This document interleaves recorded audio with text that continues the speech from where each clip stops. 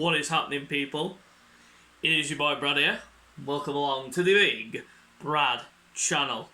And today is a day where the transfer window is open and all the rumours are out there for everyone to see, and all the transfers that have been done right now. Plenty of going on in the world, and I'm just going to run through a few of the rumours that Arsenal have been linked to, and a few of the rumours that we have seen over the last couple of weeks, transfer wise for Arsenal. My views on a potential deal, and have a look at a few of the world transfers that have been going on right now. Let's start with Arsenal. First of all, Gabriel Jesus. Now, we've been linked with Gabriel Jesus, and that is because of one major transfer that has happened that I will be talking about in a bit, and that is Erling Haaland. The reason why we are targeting Gabriel Jesus is because we do need a striker that can be lethal in front of goal, has got a bit of pace about them, and knows the Premier League inside out. That's what Gabriel Jesus is all about. He's full of pace, he can finish, he knows the Premier League inside out, he's been at City for long enough. He's a he's a title winner, he knows how to win trophies, etc, etc. And for me, it would represent a really good step in the right direction. In the last stage of his contract, current negotiations are going on. The rumour was that City wanted about £55 million for him. Nah, they were never going to get that. Never going to get that for a guy in the last stage of his contract. No one was ever going to pay that much money for a guy that's in the last stage of his contract. In the last year of his contract. No way were they going to pay that. Arsenal are not going to pay it. There's been rumours that Real Madrid were interested, but they've quashed their interest. Chelsea is supposedly rumoured to be interested, but I don't think Chelsea need him. The only way Chelsea would need him if they get rid of both Lukaku and Werner, which they're not going to.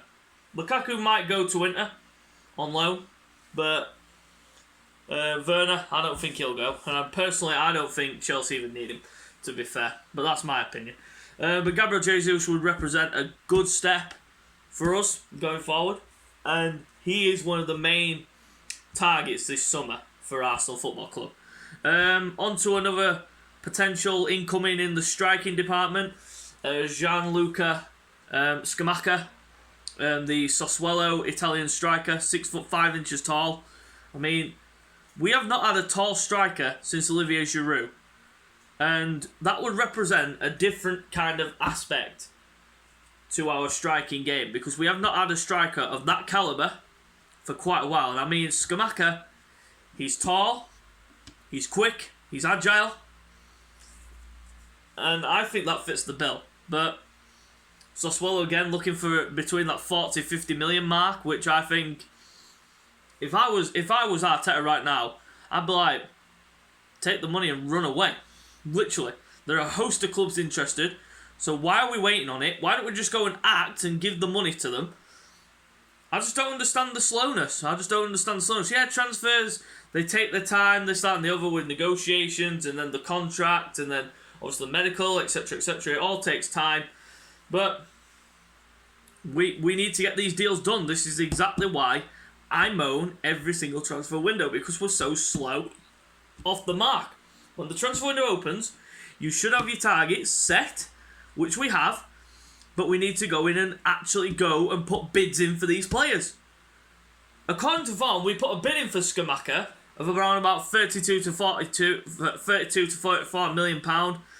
That was turned down. They're looking for between 40 and 45 million, which I think is a fair price for a guy of Scamacca's quality. And he's only 23 years old as well.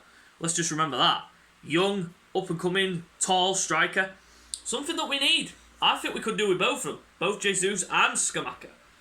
I mean, we've got Eddie Nketiah, who looks like he's signing a new deal, but I think that's just on. I just think that's on merit, mate.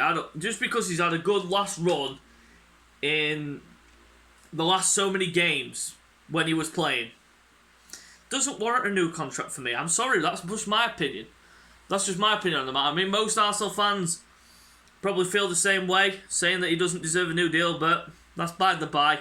And it looks like he's getting set to sign a new deal, so we roll on. But like I said, I would take both him, Jesus, and Scamacca. Both of them, get them both in. And we could get them for the exact same price that Liverpool are paying for Darwin Núñez. We could get 2 strikers for the price of 1. Do it, Mikel. That's what I would do. But anyway, rolling on to the midfield side of things, we're going to a guy that seems to have already signed, but it's taking a bit of time. Marquinhos from Sao Paulo. This deal has been really, really simple to do. I mean, he is a freebie.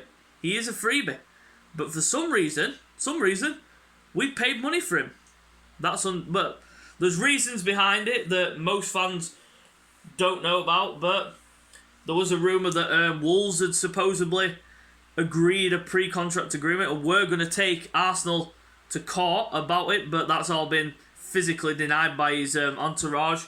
And it looks like he's definitely coming to Arsenal. The deal is done. It's signed, sealed, delivered. Just needs to be announced. That'll be our first sign of the summer. Let's hope for many more. Moving into the midfield, now we're going on to players like Yuri Tielemans and Yus Bissouma, who have been linked strongly. But the Bissouma rumour has really come out of left field because no one in their right mind know that he is not the primary target for central midfield. The central midfield primary target is Yuri Tielemans. I mean, I would take Bissouma, but there's people out there actually comparing Tielemans and Bissouma when they are 2 completely different midfielders. Tielemans is more of a box-to-box. Bissouma's more of a defensive. So you can't compare. You cannot compare. 2 completely different players. Play different positions. So you can't compare. But for me, I'd take Tielemans. Tielemans any day of the week. I like his overall game. He looks good going forward. Just needs to improve slightly in the defensive area. But him next to Thomas Partey, I think that could be a good partnership in midfield. I mean, Bissouma alongside Thomas Partey would be absolutely awesome. But I would take Tielemans simply because of his pedigree and his European football experience. Bissouma has hardly had any European experience, but anyway, he's got Premier League experience as Bissouma. Good player, good defensive-minded player. But for me, my opinion, I'd take Tielemans. Defensive-wise, we've been linked to a couple of fullbacks. We've been linked to a guy called Noah Molina from Udine. But the thing is about the fullback positions, those have gone quiet. The likes of Molina, Hickey, and Zinchenko. They've all gone quiet. And even on the wing, we're linked to a host of wingers like Gnabry, Gakpo. All gone quiet. Simply because we're going after Tielemans and Jesus as the primary targets. Scamacca could be another signing that we could get. Marquinhos is obviously signed, so that's done and dusted. And then obviously we'll try and move on to other targets like the Molinas and Hickeys, but I don't think we'll get Molina personally. If it was me, I'd go after Aaron Hickey. I've seen him. He's a good player, really good fullback. Can play with both feet, can play both sides. Really, really good fullback. Really good young up and coming fullback from Bologna. And I would definitely go for him. But it's by the by. I mean, Zinchenko, Gnabry, according to the rumours that I've been reading over the last couple of days, is that they are not the primary targets and that we won't be pursuing them, but we'll just have to wait and see what happens in the near future. But those are near enough all the Arsenal transfer rumours and who we are going after. So let's take a look at a few that have happened around the world, starting off with the biggest transfer of the window by a mile. And then you'll have Liverpool fans complaining, saying, Darwin Núñez is going to be that big transfer. Erling Haaland to Manchester City. That is an absolute game changer. I mean, Haaland is a machine. He is a goal-scoring predator. He is literally every football fan's wet dream. He is an unbelievable player. Tall, pace, goal-scoring aspects, everything you would want in a striker. He is just literally unbelievable. I mean, I've watched Haaland play a lot, and I have never seen a young man play with so much confidence in front of goal. The moment he gets in front of goal, you just don't think he's going to miss. And he hardly misses because he's a cyborg from another planet. I think that's what I think. I don't think he's human. He is not human. He is physically one of the best strikers in the world. Right now. Easy. And Man City have scapped him for £51 million. £51 million! Are you serious? And that was only because a release clause was put into his contract that stated anyone could pay up to £51 million for him. City went and activated it, bang, got it done, instantly. What a signing that is for City. I'll give him that. I'll give him that. It's a fantastic signing. Then we move on to the one that everyone seems to be talking about, and that is Darwin Núñez. Liverpool are close to agreeing an €80 million deal plus 20 million in bonuses to make it to €100 million for Darwin Núñez. Overpriced is just a meaningless word in football these days. But that, overpriced. Overpriced. You've been scammed, but you are getting a young striker who is absolutely brilliant. Look what he did against Barcelona.